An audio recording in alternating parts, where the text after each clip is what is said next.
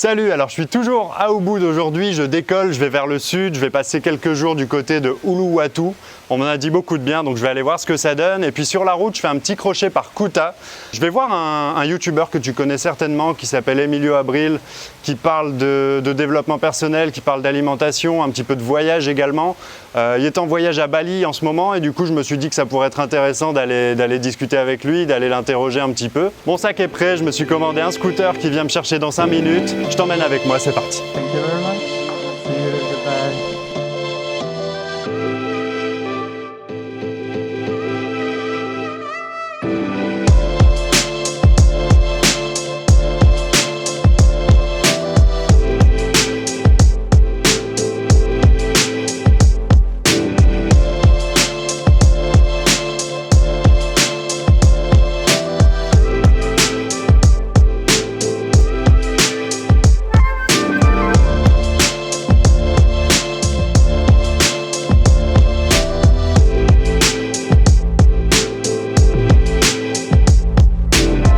Voilà, on est arrivé à Kuta, t'as vu que c'est sport ici de conduire, mais en même temps ils sont beaucoup, c'est ça le truc, c'est que à titre de comparaison, en Corse, ils sont 330 000 habitants pour une île qui fait plus de 8000 km², alors qu'ici c'est presque 6000 km², mais ils sont 4 millions les mecs. Donc tu comprends que ici tu te faufiles quoi, il faut te faire une place, c'est pour ça ils roulent sur les trottoirs et tout.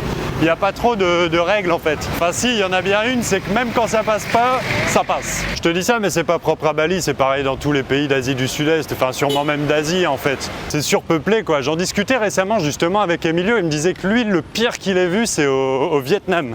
Et moi je suis pas encore allé au Vietnam, mais en tout cas en Thaïlande, aux Philippines, c'était pareil. La seule exception, c'était en Malaisie, où là c'est beaucoup plus carré niveau conduite quoi. Bon, je me trouve une auberge de jeunesse, je pose mon sac et puis on va voir Emilio.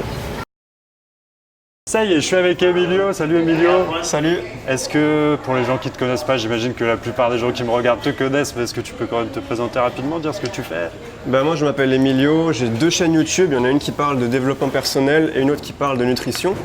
Et donc voilà, il y en a une où je parle de développement personnel, ça fait pas mal de temps que je l'ai, celle-là ça fait peut-être 1 an maintenant, ouais ça fait un petit peu plus d'1 an. Yes. Et l'autre ça fait peut-être 6 mois. Et voilà, donc je fais régulièrement des vidéos. Là actuellement je fais plus des vidéos sur ma chaîne nutrition.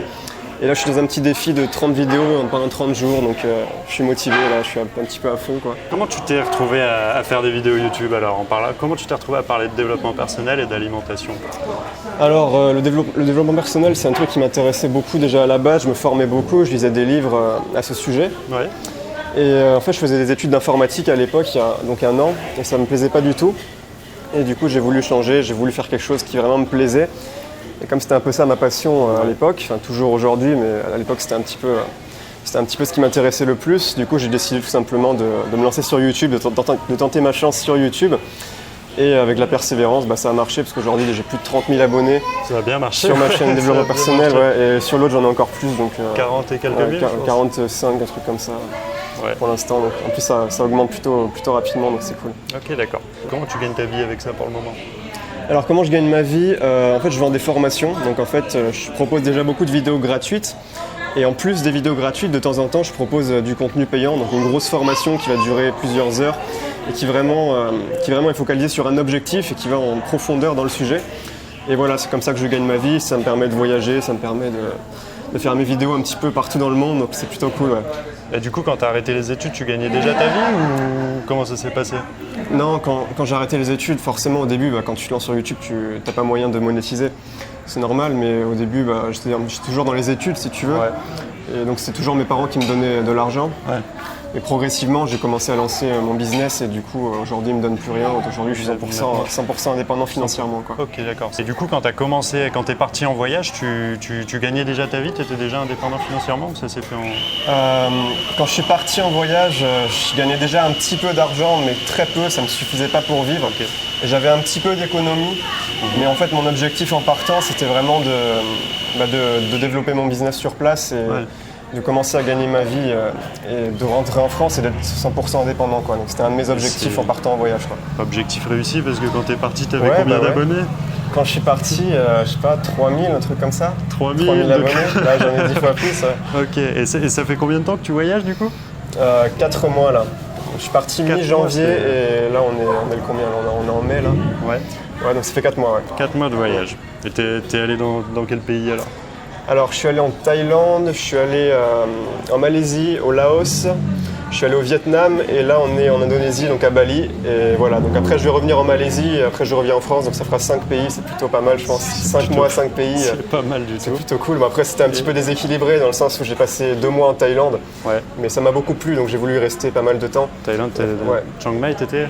Chiang Mai, Bangkok, Ouais. j'ai pas fait le sud, ce sera pour la prochaine fois le sud, mais voilà, je voulais me poser un petit peu à Chiang Mai, je suis resté un petit moment à Chiang Mai, c'était sympa. C'est top Chiang Mai, j'ai adoré moi aussi. Ouais, c'est cool, hein, c'est bien pour les digital nomades, c'est génial, surtout quand tu manges, quand tu es végétarien et que tu veux trouver de la nourriture sans viande, il y en a beaucoup, Ouais. beaucoup là-bas, t'as plein de plats, c'est très divers, tu peux vraiment te faire plaisir, quoi. Pour pas cher en plus parce que Ça c'est super. Et tu peux te loger pour pas cher, manger pour ouais, pas c'est cher. logé ça, pour c'est pas top. cher. Ouais. J'avais trouvé un dortoir à un moment pour 100 bahts, Ah ouais? donc Ça fait quoi? 2,50 € la nuit, quoi. C'est ça, Un truc hallucinant. Bon, Ouais. c'était vraiment le confort minimum, c'était pas pendant très très longtemps, mais Ouais. ça peut dépanner. Donc en fait, n'importe qui avec un petit peu d'argent peut partir en voyage Ouais, ça c'est clair. Ouais. en Thaïlande.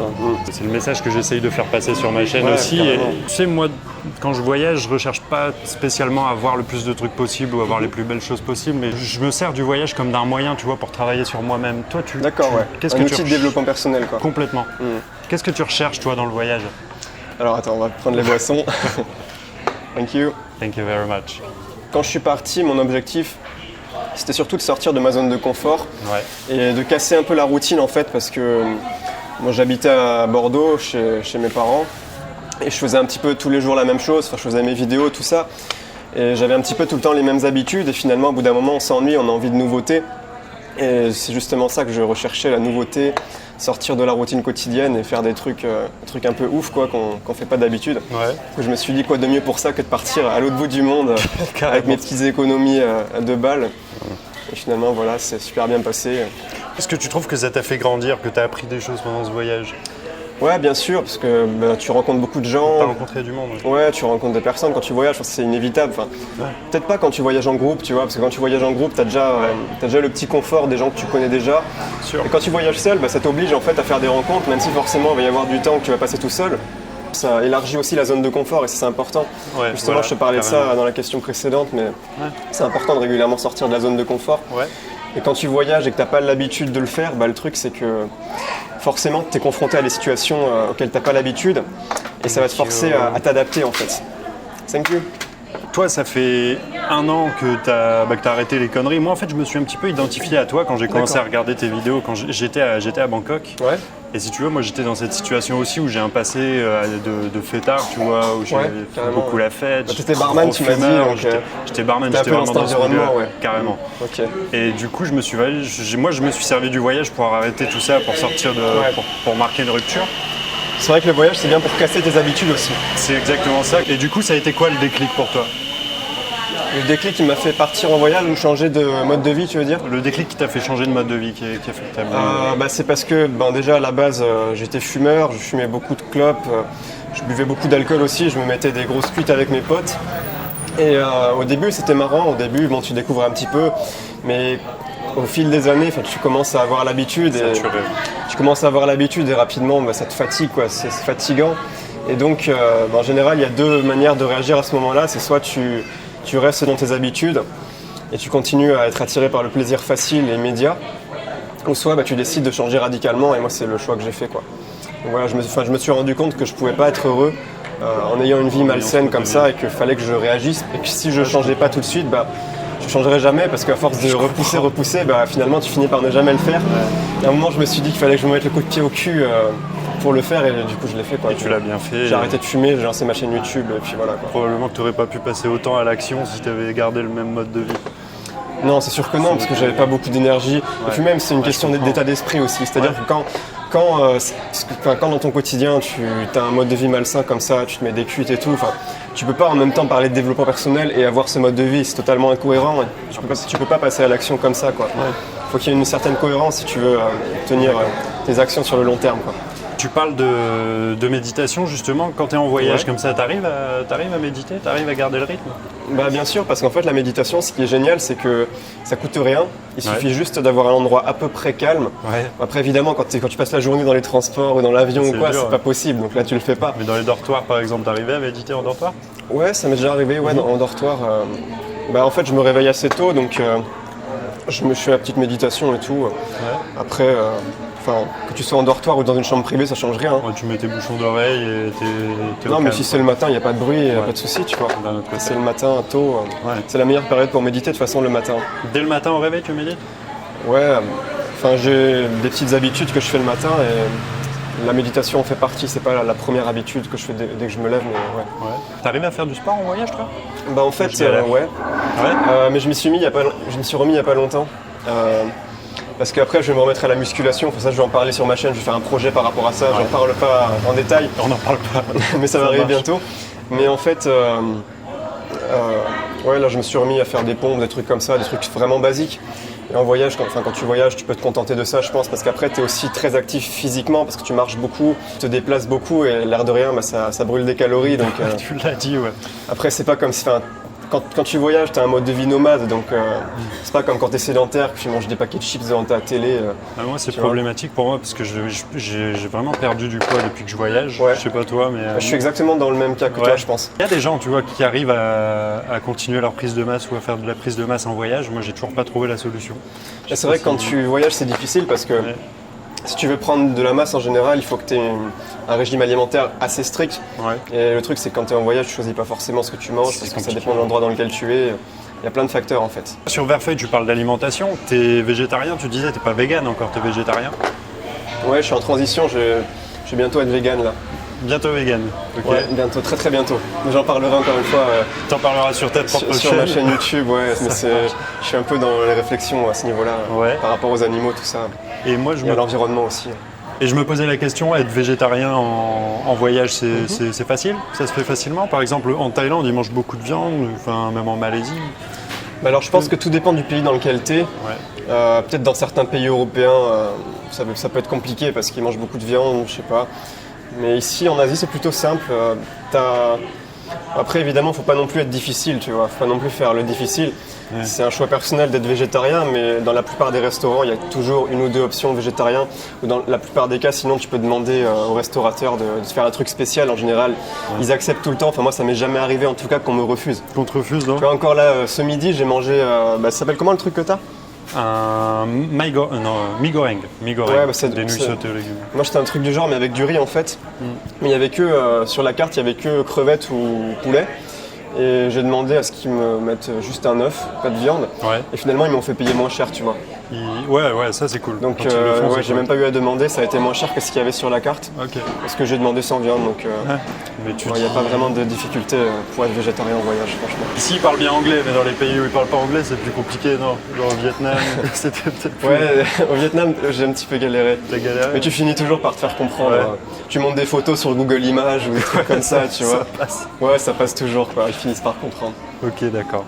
Et toujours au sujet de Verfeuille, moi, un truc qui me fascine un petit peu, c'est le fait que tu parles d'alimentation, tu parles de sujets qui sont quand même pointus, Ouais.